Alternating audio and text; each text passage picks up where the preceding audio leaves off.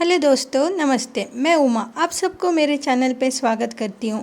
आज मैं आप सबके लिए बाबा साहेब भीमराव अंबेडकर जी का एक पेंटिंग बना के लेके आई हूँ। साथ में कुछ उनके विचारधारा और उनके बारे में एक छोटा सा परिचय भी। आप मेरे चैनल में मेरे साथ जुड़े रहिए और मेरे पेंटिंग देखते रहिए। ये एक वाटर पेंटिंग है। आपको कैसे लगा प्लीज़ आप बता सकते हो कमेंट सेक्शन में। चलिए शुरू। दादा साहेब भीमराव अंबेडकर जी का जन्म समाज के उस दौरान में होता है जिस दौरान समाज में जात पात ऊंच नीच की भावना और वर्ण भेद नीति का भावना बहुत ही ज़्यादा होता है। उस दौरान दादा साहेब भीमराव अंबेडकर जी ने बहुत ही संघर्षों के साथ अपनी ज़िंदगी और अपनी पढ़ाई शिक्षा पूरा की थी। चलिए उनके बारे में जानते हैं। इनका जन्म होता है 14 अप्रैल 1891 मध्य प्रदेश के माओ ज़िले में। ये माओ ज़िला मिलिट्री कंटोनमेंट में होता है।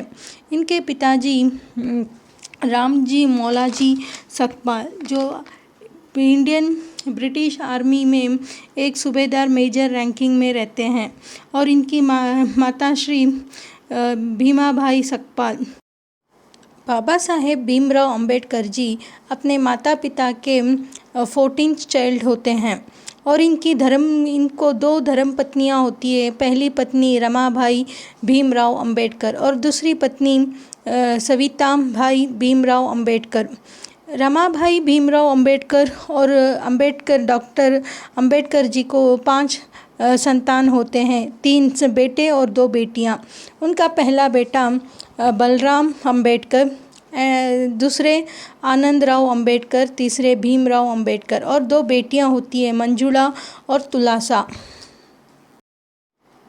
दादा साहेब भीमराव अंबेडकर जी के दूसरी धर्मपत्नी का नाम होता है डॉक्टर सविता भाई भीमराव अंबेडकर। ये उनके अंतिम दिनों में उनके साथ यही होती है। बाबा साहेब भीमराव अंबेडकर जी को प्राथमिक शिक्षा पाने में बहुत ही संघर्ष करना पड़ता है क्योंकि उस दौरान समाज में वर्णभेद नीति का बहुत ही काला साया होता है। इसके शिकार होते हुए दादा साहेब भीमराव अंबेडकर जी को अपनी प्राथमिक शिक्षा पाने में बहुत ही संघर्ष करना पड़ता है। इसी कारण आगे चल के उनकी मुलाकात उनके गुरुजी कृष्णाजी केशव अंबेडकर जी से होता है, जो एक मराठी फैमिली से होते हैं, जो मराठी ब्राह्मण टीचर होते हैं। इन्होंने ही उनको सरनाम बदल के उनको अपना नाम दिया जाता है। आज भी उनके स्कूल रिकॉर्ड्स में जो हम जानते हैं अंबेडकर जी, ये अंबेडकर जो नाम है उनको उनके गुरुजी केशव अंबेडकर कृष्णाजी केशव अंबेडकर जी का ही सरनेम है। इसी के चलते उनके स्कूल रिकॉर्ड्सों में कृष्णाजी केशव अंबेडकर जी का ही सरनाम आता है। आगे इन्हीं को ही समाज डॉक्टर BR अंबेडकर जी के नाम से पहचान मिलता है। Doctor BR Ambedkar ji Bombay university से अपनी BA ग्रेजुएशन डिग्री को प्राप्त करते हैं।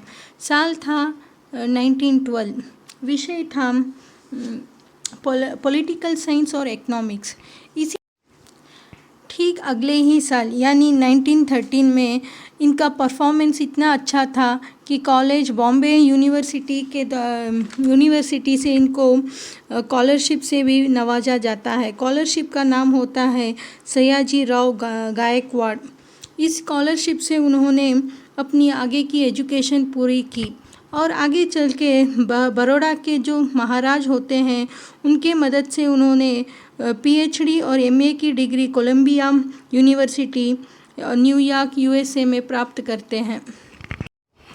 बाबा साहेब BR अंबेडकर जी हमेशा अपने आदर्श को 3 महान व्यक्तियों को अपना आदर्श माना करते थे। उनमें से पहले वाले हैं भगवान बुद्धा और संत कबीरदास, महात्मा फुले। इन तीनों को वो अपने आदर्श और अपने मार्गदर्शक माना करते थे। इसके साथ ही साथ अंबेडकर जी को 2 मास्टर लॉ डिग्रियां भी हासिल हुई थी और इनके पास 4 डॉक्टरेट डिग्री भी थी। साथ में ये कुछ भारतीय स्थलीय भाषाओं का भी ज्ञान रखते थे, जैसे कि इनको बहुत अच्छे से आता था मराठी, हिंदी, गुजराती और पंजाबी भाषाओं को वो ईज़िली बात कर सकते थे। साथ में ये एक दो विदेशी भाषा भी जानते थे, यूरोपियन भाषा भी जानते थे, जापानीज़ भी जानते थे। इन्होंने संस्कृत में भी बहुत ही अच्छा अंकों से उत्तीर्ण हुए थे और ये बहुत अच्छे तरीके से संस्कृत भाषा भी जानते थे। इन्होंने डिक्शनरी भी लिखा है, एक पाली भाषा लैंग्वेज में इन्होंने डिक्शनरी भी लिखा है। पाली डॉक्टर B.R. अम्बेडकर जी के पास टोटल 32 डिग्रियां भी थी। देश के विविध यूनिवर्सिटियों से उन्होंने 32 डिग्रियां भी हासिल किया था। आगे चल के ये पहले व्यक्ति थे जिनको साउथ एशिया में PhD इकोनॉमिक्स डिग्री से नवाजा गया था। आज भी साउथ एशिया में इकोनॉमिक सब्जेक्ट को इनके ही विचारधाराओं के ऊपर छात्रों को पढ़ाया जाता है। Doctor B.R. Ambedkar is the father of Indian Constitution because he was the one who introduced the final draft of the Indian Constitutions in the Constituent Assembly and the chairman of the drafting committee, and he was the first chairman of the Indian Constitution drafting committee. Contributions of Dr. B.R. Ambedkar, History of Free Modern India. The Dr. Ambedkar framing of the Indian Constitution. Dr. Ambedkar play a important role of the drafting of Indian Constitution, which is the supreme law of the land. The constitutions provide of the framework and democratic governance and fundamental rights and social justice of the people. Dr. B.R. Ambedkar was give the importance of the 6 fundamental rights of the people of India. Right to equality, Article 14 and 13. Right to freedom, Article 19 and 22.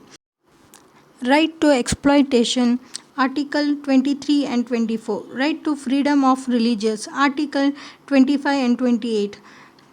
Right to culture and educational rights, 29 and 30. Right to constitution remedies, 32 and 35. ये 6 fundamentals rights Bharat संविधान ने सामान्य नागरिकों को दिया गया है। जैसे कि राइट टू इक्वालिटी, समानता का अधिकार। राइट टू फ्रीडम, स्वतंत्रता का अधिकार। राइट टू एक्सप्लॉयटेशन, शोषण के विरुद्ध अधिकार। फ्रीडम ऑफ द रिलीजन्स, धर्म और धार्मिक कार्यों का स्वतंत्रता। कल्चर एंड एजुकेशनल राइट्स, समान शिक्षा का अधिकार, फ्री टू एजुकेशन भी कहा जाता है। टू कॉन्स्टिट्यूशनल रेमेडीज यानी संवैधानिक अधिकार भी दिया जाता है आर्टिकल 32 एंड 35 के दौरान। इसलिए आगे चल के भारत डॉक्टर B.R. अम्बेडकर जी को संविधान का पितामह कहा जाता है। He is the father of Indian constitution. इन्होंने जनसामान्य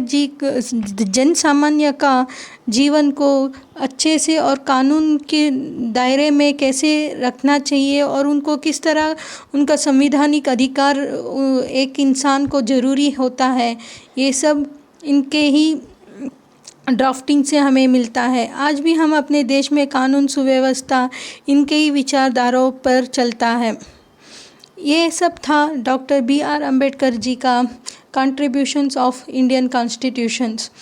आगे चल के इनको जो इनकी ज़िंदगी की आखिरी जो पल होते हैं, इनकी दूसरी धर्मपत्नी डॉक्टर सविता भाई भीमराव अंबेडकर जी के साथ गुजारते हैं। अंतिम दिन था इनका 6 दिसंबर, साल था 1956 को ये दुनिया को अलविदा कहते हैं। अगर आपको मेरा ये छोटा सा विचारधारा B.R. अम्बेडकर जी के बारे में अच्छा लगा तो आप कृपया मेरे चैनल को सब्सक्राइब कीजिएगा और लाइक कीजिएगा, कमेंट कीजिएगा। अगर आप डॉक्टर बाबा साहेब भीमराव अंबेडकर जी का contributions of Indian constitution, frame of the Indian constitution को मानते हो तो आप कमेंट सेक्शन में जय भीम कमेंट मेंशन ज़रूर करिएगा।